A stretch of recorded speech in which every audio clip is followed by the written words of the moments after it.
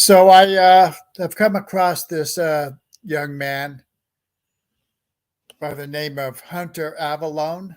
I recently, well, I think I might have seen his name before, but I just recently, even tonight, looked at him again because of a John Doyle. I was looking up John Doyle and he had a debate or two with him.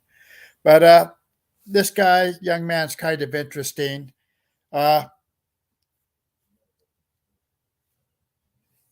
he apparently his about page on YouTube says he's just the guy that you love to hate. I guess that's because now he's on, well, maybe because he's taken up every leftist cause now. But interestingly enough, he apparently had an old Hunter where he was on the right, I would say, the conservative side. And I was thinking in my mind that maybe he went left because he would get, more YouTube headway on the left than on the right. But that didn't look to be the case because just a couple of his old videos I looked at, it seemed that they had, a million or, more views. So that can't be it. Either way, this guy's very successful on YouTube. But the thing about defending slavery. You're right. It was Moses who physically wrote it, but according to the Bible, the book you believe in, the Lord spoke this to Moses, okay? Some of the Levitical laws, they're a little yikesy. I'm not going to lie, So first of all, this one starts, Leviticus 24.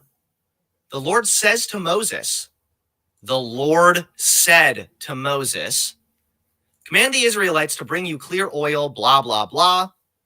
Here's where a blasphemer was put to death. That's very nice. Very forgiving God. Then Moses spoke to the Israelites, and they took the blasphemer outside the camp and stoned him. The Israelites did as the Lord commanded Moses. So this is the chapter before the verse we're about to look at. Let it be very clear that God is involved here, okay? God is giving commands. God is speaking through Moses. That is what the Bible said. Now, again, you will definitely find Christians that suddenly get very skeptical of their own Bible as soon as you bring this kind of stuff up. But here's the real catch. I am the Lord your God who brought you out of Egypt to give you the land of Canaan and be your God.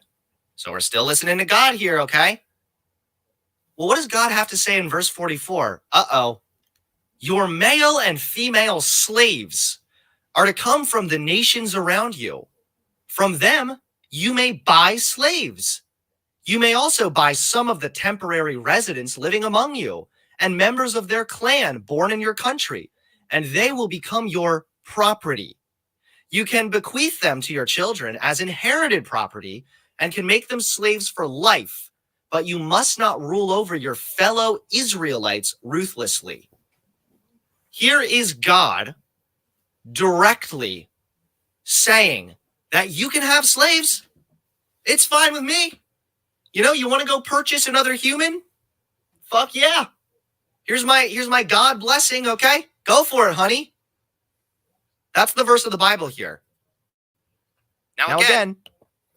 All right. So I guess I just have a couple of thoughts on this. First of all, God didn't say that you had to have slaves, but that's a pretty weak, rebuttal to any of this. It's not really a rebuttal to that. But it does strike me that what he's doing with God here is very similar to what leftists, and maybe even him, does with the founding fathers in the Constitution. I mean, they didn't go out and say in the Constitution you had to have slaves, but they didn't necessarily end it either.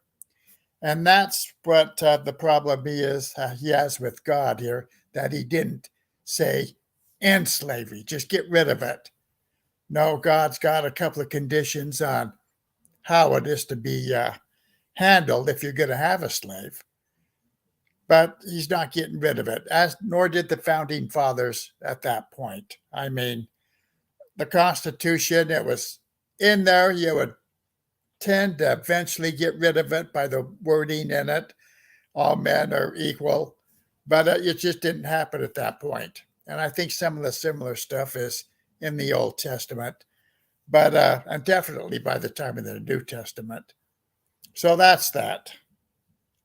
It's the same You're situation. going to have Christians who are going to start seething and saying,